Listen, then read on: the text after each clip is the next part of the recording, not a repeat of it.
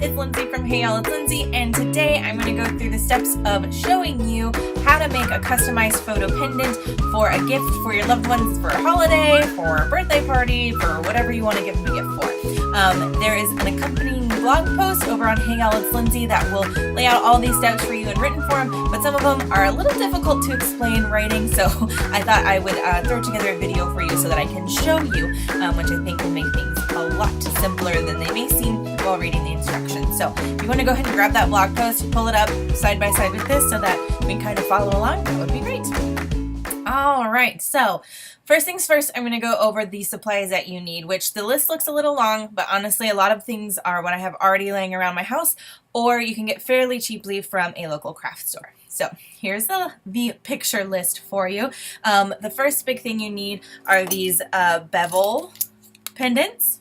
See if you can see that. Bevel pendants. All they are, they're just kind of indented down in so that you can glue a picture inside. And they're fairly cheap. These were $2 at Michael's, and it came with 2 of them. And they're fairly solid and pretty sturdy. Second thing you're going to need is a casting epoxy.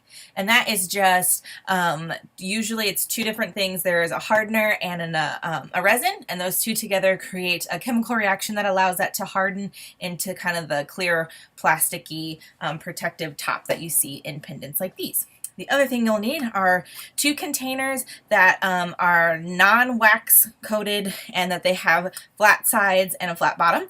I just got really cheap plastic shot glasses from Walmart. I think they were like 20 cents a piece, which is super easy to grab and hold on to. And then you can toss them out because after you put resin in one of these things, you're not going to want to use them again, just because you don't want to take booze out of something that used to have a chemical reaction in it. To help with that, you're going to need a popsicle stick, and then you're also going to need Mod Podge or any kind of glue. I like Mod Podge a lot. It seems to work the best. Another kind of glue, this one something that's a little bit more intense, so I got rubber cement. Then you'll need a picture that you'll use for inside the pendant, which I'll show you how to make in Microsoft Word here in just a second.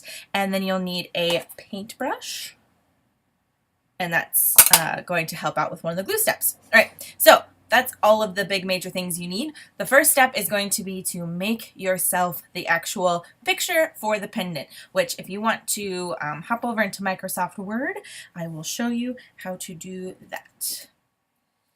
Alright guys, so in this section I'm going to show you how to do the very first step, which is selecting and creating the image that's going to go inside of your pendant. First things first, pick your picture. This could be a photo of you and the person you're giving it to, or just some kind of image that really means something to the person who's receiving the pendant.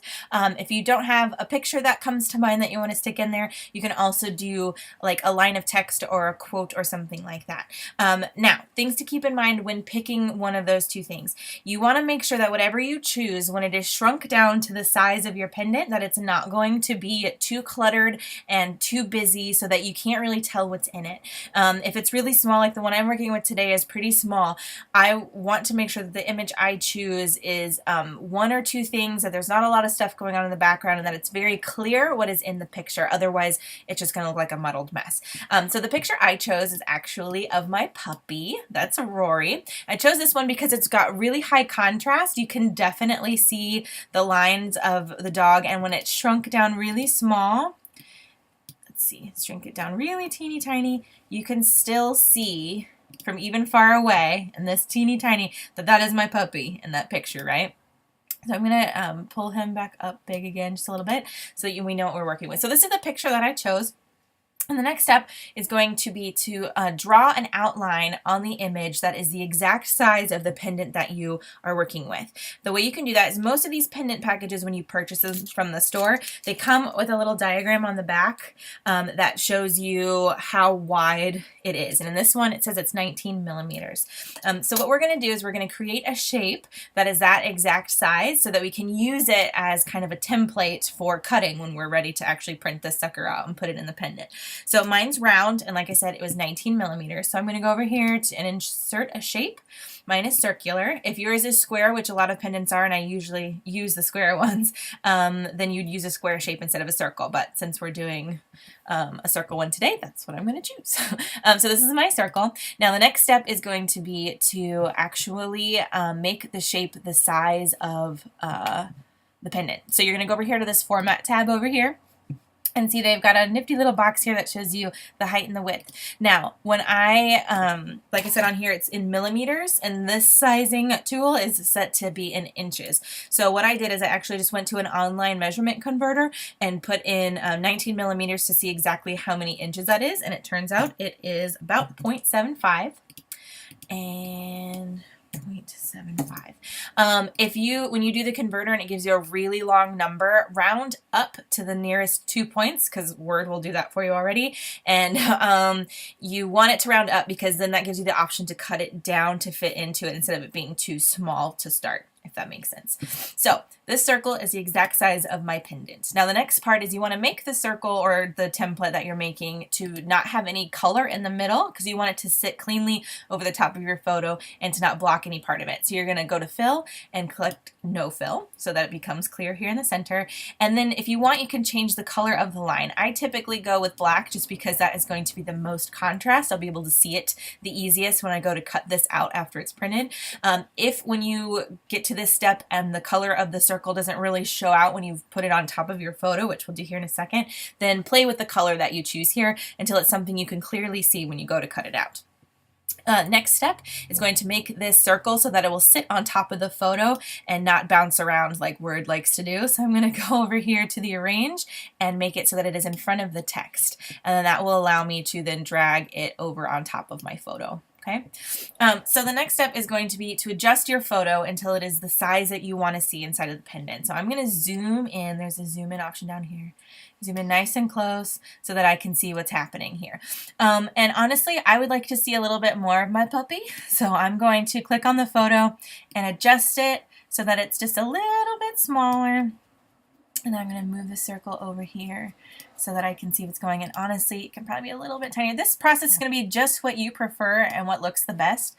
The things to watch out for is if you make the picture too small, and you try to put your circle over the top, you'll have these weird gaps on the sides that you'll be able to see when the pendant is actually done. So you want to err on the side of the picture being a little too big, and be careful when you're grabbing these. Don't adjust the size of the circle because then that will give you trouble when you go to actually put it inside of the pendant. So it looks like I'm having trouble with the circle. So I'm going to just move it to the side here. I'm going to make my guy a little bit bigger. That's about right. And then I'll pull the circle back over on top. And honestly, there's a teeny tiny little gap there above. I'm not really worried about that. I think it'll be too small to actually notice when I go to cut it out. But yeah, I think that's pretty much it. So that's the steps to getting your actual photo. Next thing you'll want to do is go ahead and just print it out on your printer. If you don't have one, you can probably take it to Kinko's and print. One thing to be careful of when you're choosing a photo to put inside of your pendant, make sure that it is not copyright protected by somebody else and that you have permission to print and use it. Most print places will ask you for that if you go to print any kind of image that's not yours. So be very careful of that. We want to be respectful of artists and the work that they have done and make sure you are okay to use that inside of your own artwork piece. So that is it for now. I'm going to go ahead and hop on over to my craft area and show you what to do next, cutting out the image, putting it in the pendant, and how to actually finish the whole thing. So give me just a second and I'll hop right on over there. 2 minutes.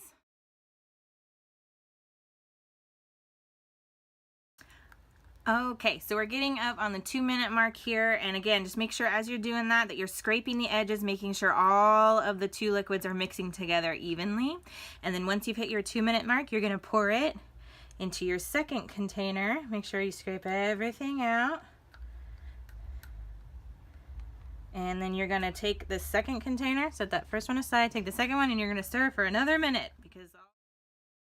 Okay, so we are at another minute of mixing. Now it's time to set the popsicle stick aside. It's time to very carefully pour this mixture into your pendant. Now, you don't need very much, and it can pour very, very quickly, and you do not want it to overflow, because if you do, you're probably going to have to start over from the beginning. All right, that looks pretty good to me. Set the rest of it aside. Don't pour it down a sink or anything, because then it'll cause trouble. I'm going to see if I can zoom in here. No. Oh, yep, it's gonna let me zoom. Okay, so if you zoom in here, you can kind of see there are a ton of little bubbles there sitting, kind of blocking the photo. So in this part of the video, I was desperately trying to explain to you without showing you what I was talking about, of how to get the little bubbles out of the charm. And it's actually, there's several different ways you can do it. The one that the epoxy directions tell you to do is to get a blow dryer and blow dry it. I've had bad luck with that because the air coming out of the blow dryer, even at the lowest setting, has caused the epoxy to kind of roll up and out as you blow on top of it with the blow dryer. So what I like to do, and this is really crazy weird, is to take the pendant. This is my finished pendant. It's done. You know how you kind of blow on glass to like make it fog up so you can draw little pictures in it or to clean off your sunglasses? That's what I do. You just kind of go right over it and go, and you do that several times for several minutes, and eventually all of the bubbles will come up. If they're quite a bit of bubbles, like lots of them there, you can fix that problem by, I just took mine by my space heater and let it sit on a flat surface so that the little ring was hanging off the edge, and sat it in front of the space heater for like 20-30 minutes and then take it away. You don't want it to sit in the space heater in front of it for too long because it'll harden too quickly and then the bubbles will be trapped in there. But if you do that for a little bit, a lot of them will rise up to the top and pop. You still might get a couple in there, like mine still has a couple in there, so you can get really close. But for the most part, they're gone, and I kind of like the old rusticy look of it. So anyway, that's what I was talking about in this next part of the video. I'm going to jump forward to my post space heater instructions so that you know what's up, but that's what I was talking about in that part, okay? All right, so what I ended up doing is taking my pendant over by the space heater and sitting it there, and it was able to get most of those bubbles out pretty nicely. It's kind of dark over here, so it's hard to see, but this guy turned out pretty well, I think. So the next step is to just let it sit out overnight, and it should dry within 12 to 48 hours, depending on how well your chemical reaction went down. One thing to note is when you do set it down to dry, make sure it's sitting on a fairly level surface. These little rings at the top that the necklace goes through, or whatever hoop you want to attach it to goes through, it can cause it to sit at a weird angle and then cause the resin to slowly drip out into a weird shape.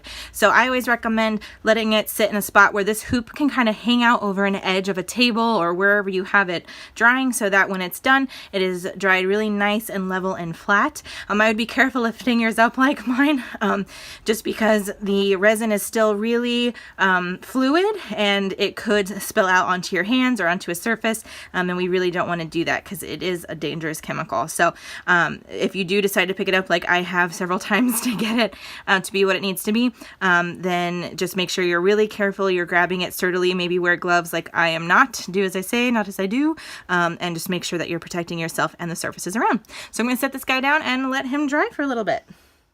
And that is all there is to making a photo pendant. Some of the steps are a little tricky, but ultimately if you do it a couple times, it becomes really easy, and I think it's a great, wonderful, super customizable gift that you can give to anybody and will be a big hit this holiday season. If you have any questions about how to make this guy, just let me know and I will happily answer any questions you've got. Just go leave them in the comment section over on the blog and I'll get back to you as soon as I can. All right guys, have a great, wonderful day. See you later.